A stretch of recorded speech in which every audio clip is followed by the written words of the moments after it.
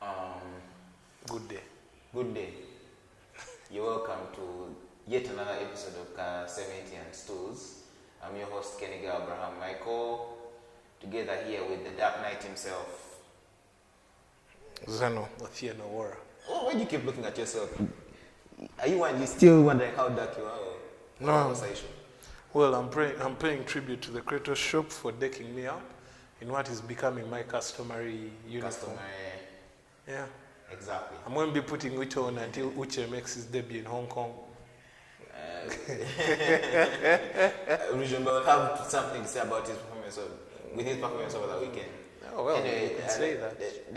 Let's move on. The Kratos shop still gives us this. Go to the Kratos shop and get yourself one of these. And by the way, the Six Nations returns this weekend.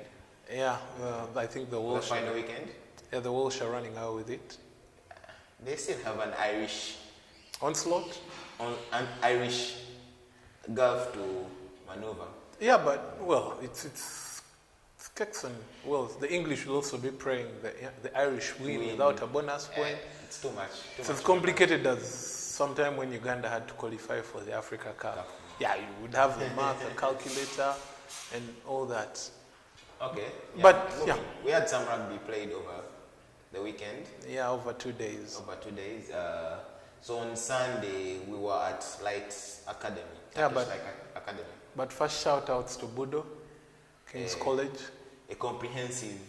Yeah, who did the London College, who hosted London College of St. Lawrence.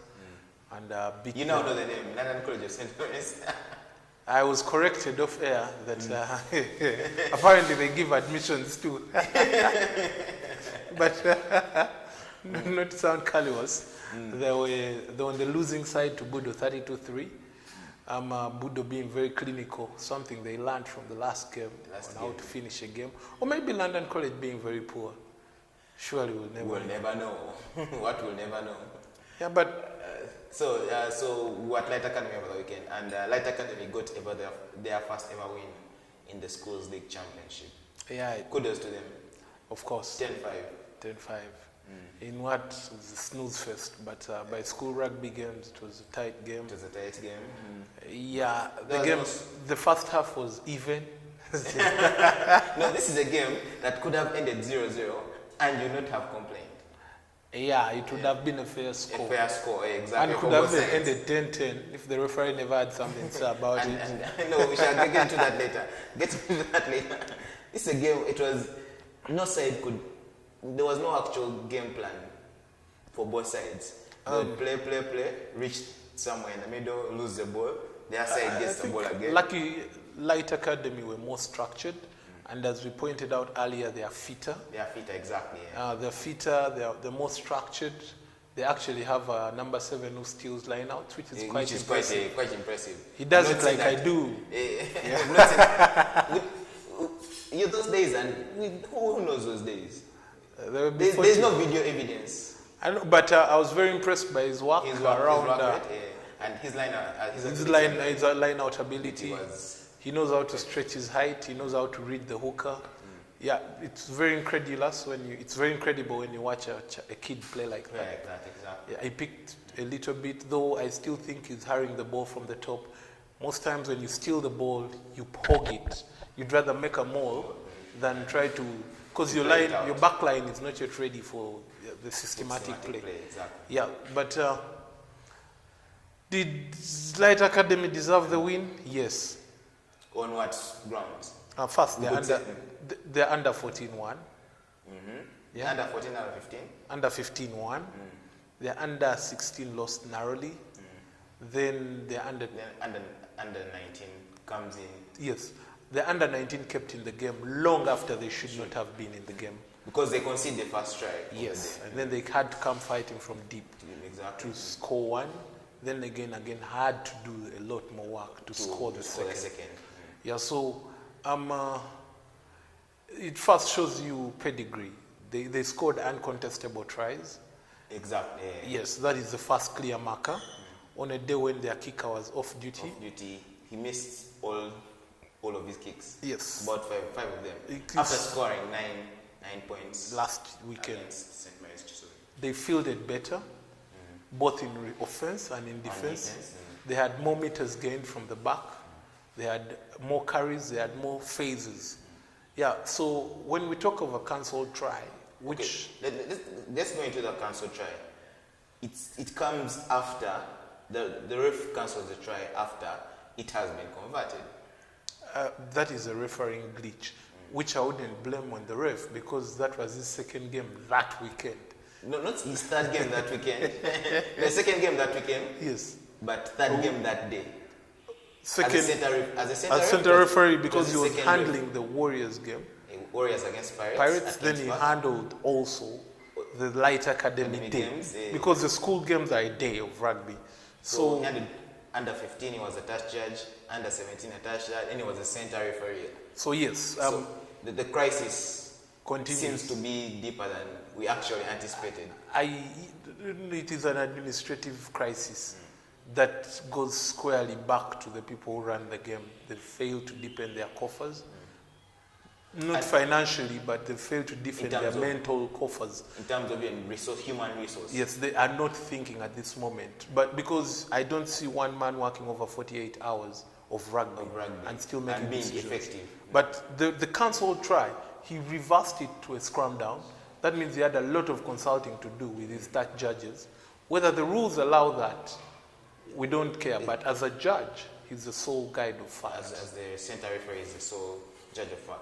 Then moving into just the malaise, the crisis. We had 2 concussions in that game, and there were no ambulances. Okay, first and foremost, one was graveless, one was not evacuated. So serious, one was evacuated. Evacuation for another. First, there was medical resource because Richard Lumo, who is also the coach of Makerere College, is qualified to handle this kind of emergency.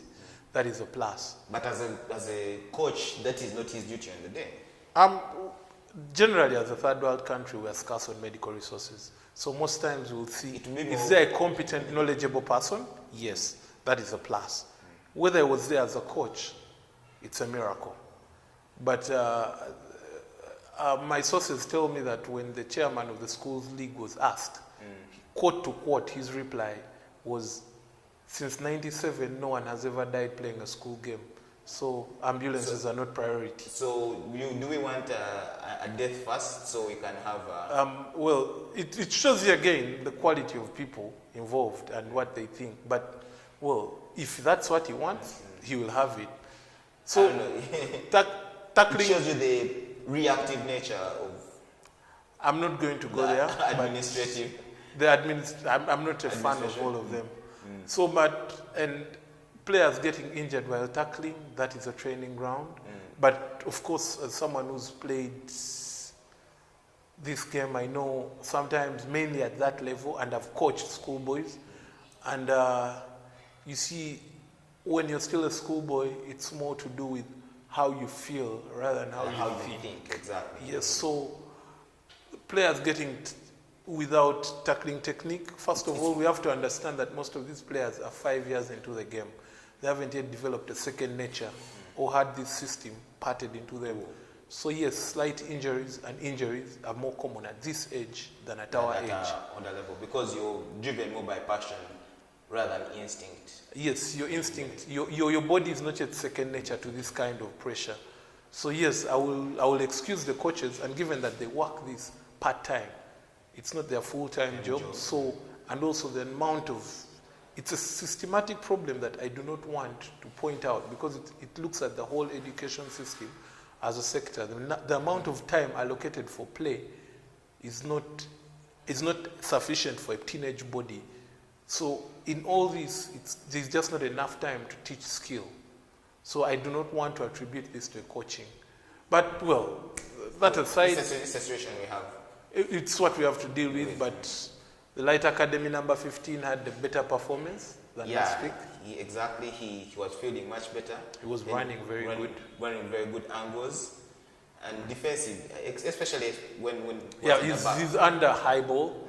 You get afraid that he's too short to break past that level. Exactly. He received that ball quite well, and Yeah, I've known that many fullbacks who've had talent have failed to break through if they're really short men, but we hope this is a different one because he has a solid step, he has a solid tackle. He has a very good awareness from high and he's quite courageous.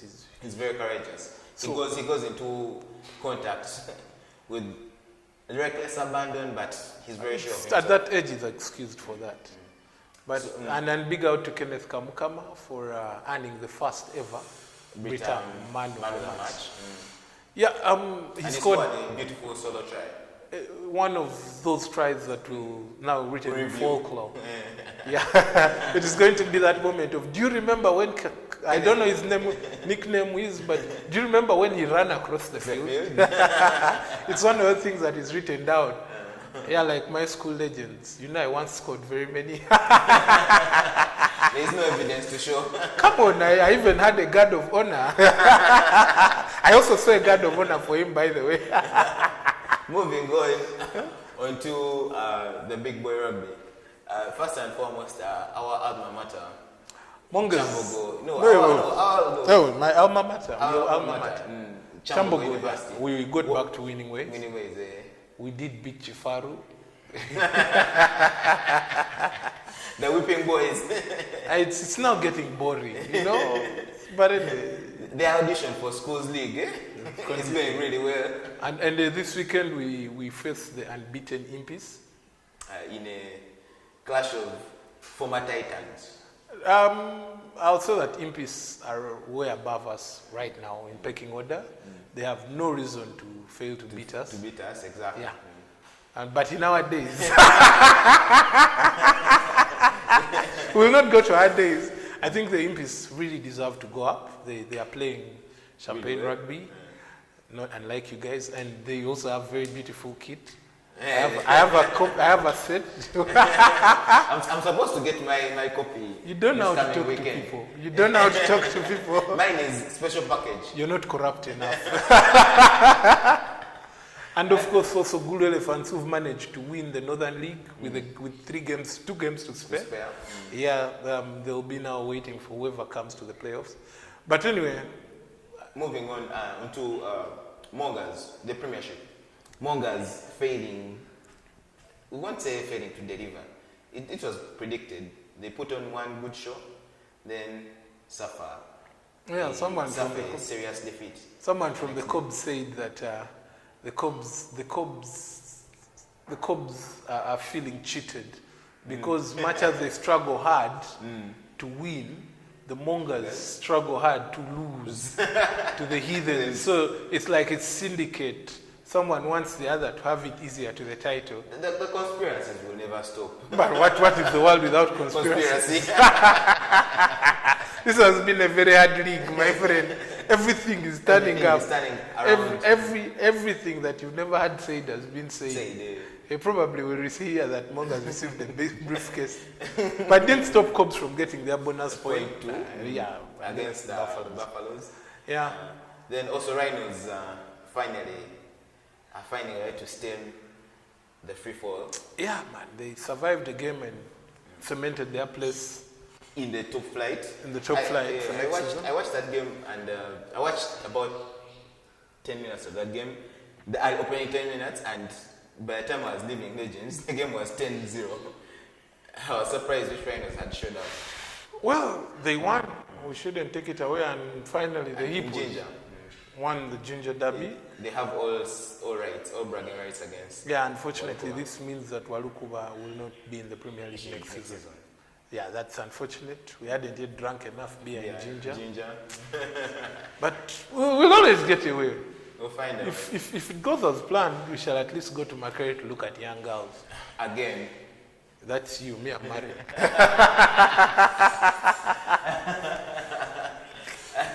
So let's move on to our televised game of the weekend, our live stream game. First and foremost, why is it called King's Park? I wouldn't say that, but it's a very unoriginal name. Yeah, because I come from a place where we only speak in our native language. But that lack of originality does not take any credit. They're pirates. They could have named it after a ship. There have been very many bloody famous ships, bloody famous pirates. They could have named it from anyone, from Captain Morgan to. Several. I'm not promoting Captain Morgan. Jack Sparrow himself. Well, anyway, they really slaughtered the Warriors at that place, and It's a slaughterhouse nowadays. You go there, you're conceding 50 plus points. okay, Cobbs had something to say, but okay, it's really Warriors never left with any dignity. At one point, that game was 7-5. Warriors led 7-5. Yes. Courtesy of a very well worked, of a chip and just by Cyrus Wathum, of all people. I've seen him do that a lot of times. I think for him, in some way, it's second nature. It's second nature to him. I did watch the game, not even I've watched the game twice. We watched it as it unfolded, and I also watched it as it was recorded. And this was the most disgusting game I have ever had time to watch. Disgusting. Elaborate. Warriors came into this game fourth on the table. Fourth. Against third. Pirates are third. They must not be this big of a gap between the two. It's a chasm, not a gap. Okay, whatever. This is now more like a wormhole. You know? You could go there and go back to another life. It's like some of these girls lie to us. They've not been places, yet they've been places. But the chasm was quite clear. For lack of a better word to use it, Warriors have no class in them. Just for a lack of a better word to use, they don't have class at all. I have played rugby and I've been behind the scoreboard, but I haven't, even when I played in the Shield against a Super 10 side, I was never behind a 65 scoreline. Never. Okay, school games end at 50 by rule, but I've never had that embarrassment of wearing a jersey and the score keeps on ticking like that. And I can, even the last time, huge credit to before I give credit to Pirates, even the last time I ever donned a kit to play for Chambogo and we're playing the Heathens, the game never went to 40. It stopped at 47. So these are players who wake up every morning, demand to be paid, demand for training allowance, they keep on giving demands, and that's the result they produce. So it was clear. These are more than 10 tries. It was clear from the get-go that there was no leadership. Yeah, leadership is the least of their problems. They couldn't tackle, they couldn't find space, they couldn't think. They never even had pride in them. They just lacked class. That's why I say this is, for lack of better word, they don't have class. It was a performance. Performance means you actually turned something. Okay, it was a result that takes us back to a year ago when they were struggling. Even when they were struggling, they were not conceding 60. They were not. You can look back at the scoreline. The way this, like I said, they just lack class. This is not what you wake up to. So has this become an institutional problem? Is there a deep rooted Warriors that we are unaware of? I am not part of Warriors. I am just an old player. I played there, but that's where my story ends. But as someone who wasted my time watching that game, and I was, if we were to play the highlight reel, it would be one long time Pirates are scoring and Warriors are kicking back. It was so bad that there was even a try from the kickoff. You can't concede 10 points in 14 points in less than a minute in that short space. So there's players we have to credit for that performance. In as much as Warriors were poor, Pirates were clinical. There are players we have to credit. Timothy Kisiga with a brace. He played very basically. But it was a game you could feel he never got out of first gear. If I'm looking for any Pirate who got out of first gear, it was quite No, I'm looking for a Pirate who got out of first gear. Okay, let's. But maybe Didi. Who else? Speaking of Didi, let's go into that moment. So, Alema Roweza, Didi. You did run out. No, before you go into Didi, his younger brother, Ayera. Desire. What a strong current performance to have from him. He just completely dominated It's the something contact area with against. It's something I've come to expect of him. He's a big unit to carry. He just keeps carrying the He ball. keeps carrying the day in, day out. And he's tireless. You don't forget that. But, well, his older brother. What a break that was. Well. So he breaks the line. Who knew he had that acceleration? He breaks the line. Even his support, Musa Mwonge, is baffled. These are not scenarios you prepare for your whole life. Both in support and as a player. Yeah. So Musa is baffled by Didi breaking the line. But Didi himself is the one who is lost. He breaks the line. He always tells guys in training, one day I will break the line. So he breaks the line and doesn't know what to do. Yeah, it shows in what he does next. He approaches the defender and he's like, what do I do? Where is everyone? Where am I?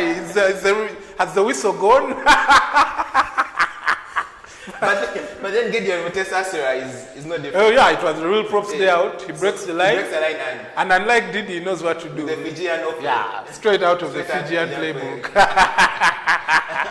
That's what his guy never wanted to. So moving on. He never wanted guys to tackle him. No, everyone wanted him. No, he's the support play. The guy who received the pass never wanted to get tackled, but he could have scored it. Yeah. So moving on to the next play. The number Kenneth 15. Kamkama. No, Kenneth Kamkama. He's very smartly dressed. He's wearing a headgear and all that. Actually.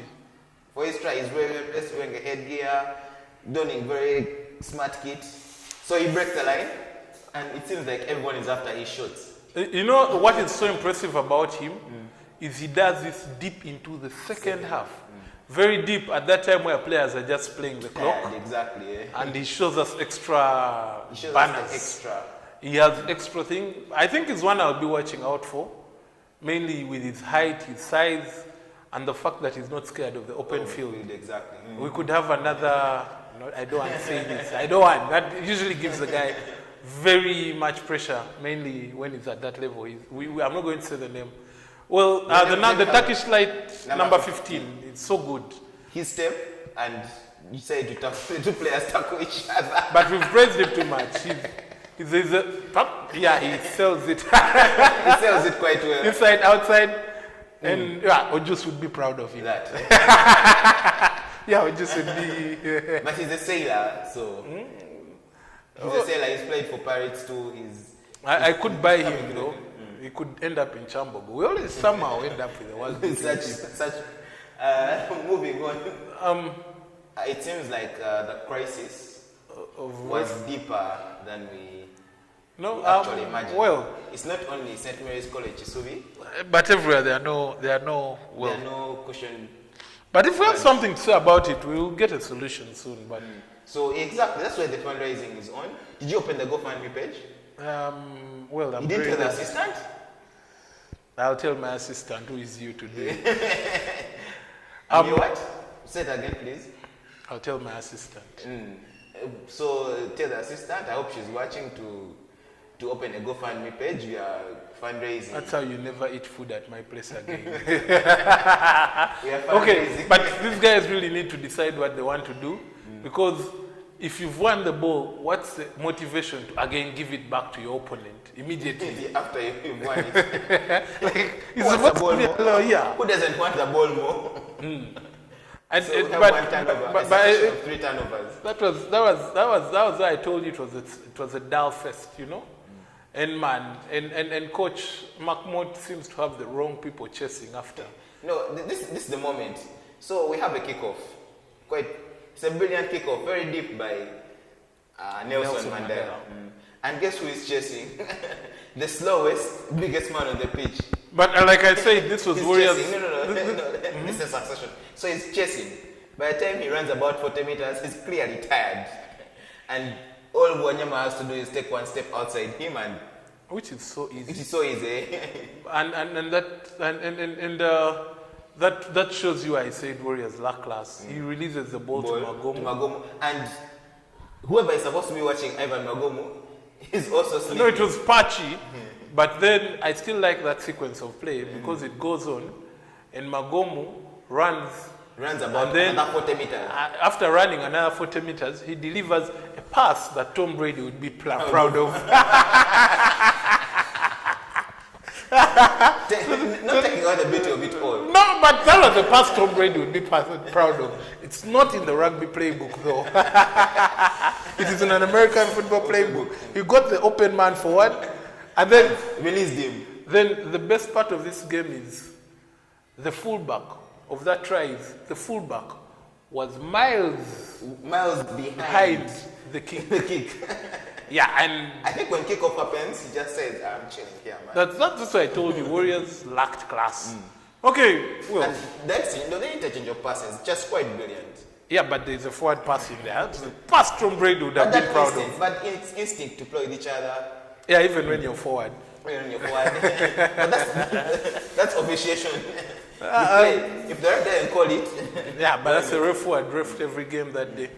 So, but, well, there are hungry guys everywhere. So, Captain Warriors, Komakech, was he injured or was he hungry? I think maybe with that performance. It better use that as an excuse.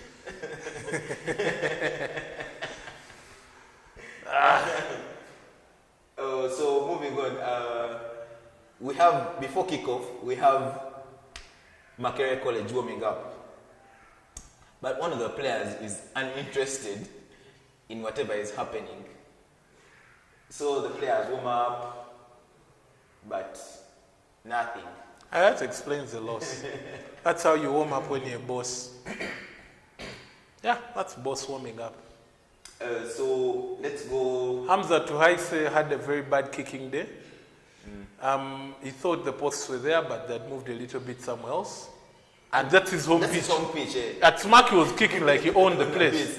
Maybe it's an hobby of Smack. Then at his own home pitch, he doesn't get it. But I admit that was a very tight angle. It was a tight angle, and the pose seemed bent. I still think this guy should work with the greatest. Adrian Watson. Yeah, he has the goods. He has the goods. He has the tangibles. The raw skill is there. Yeah, he has the tangibles. Yeah, and then to Msime Moses, who first of all slips. So his first and foremost, he slips at the flank as Rujumba breaks. Yes. Then he's unrelenting in his chase. No, once Rujumba went from the scrum down, there was no way he was going to catch him. But he chases him till the try line. Very unrelenting. Why?